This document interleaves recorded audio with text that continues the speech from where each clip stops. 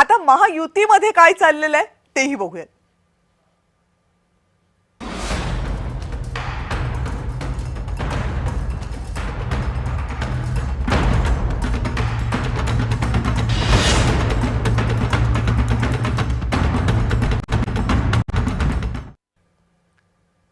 मुंबई महानगरपालिकेमध्ये भाजप आणि शिवसेना एकत्र लढतायत, पण जागा वाटपावर अजूनही एकमत झालेलं नाहीये।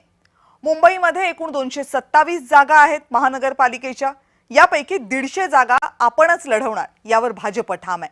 म्हणजे भाजपच्या गणितानुसार शिंदेंना जास्तीत जास्त 77 जागा दिल्या जाऊ शकतात। शिंदे मात्र किमान 100 जागांवर ठाम आहेत, त्यामुळे दोन्ही पक्षांमध्ये जोरदार रस्सीखेच आहे।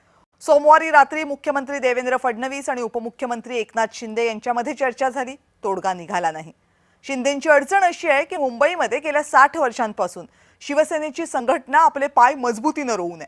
1990च्या दशकापासून सलग 30 वर्ष मुंबईमध्ये शिवसेनेची सत्ता राहिलेली आहे महापालिकेवर। 2022 मध्ये शिवसेना फुटली आणि मुंबईतली ताकदही शिवसेनेची विभागली गेली। त्यामुळे मुंबई हा आता शिंदेंसाठी प्रतिष्ठेचा विषय झालाय। पण भाजपने जागा जास्त मागितल्यात, त्यामुळे शिंदेंची काहीशी अडचण झाली आहे। भाजपला सोडताही येत नाही आणि भाजप मागत असलेल्या जागा तितक्याच प्रमाणात देताही येत नाहीयेत, अशी समस्या सध्या शिंदेंसमोर आहे। मुख्यमंत्री देवेंद्र फडणवीस जी यांचेही मनापासून अभिनंदन करतो की भारतीय जनता पक्षाला देखील या निवडणुकीमध्ये चांगलं यश मिळालेलं आहे आणि नंबर 1चा पक्ष म्हणून त्यांना यश मिळालंय।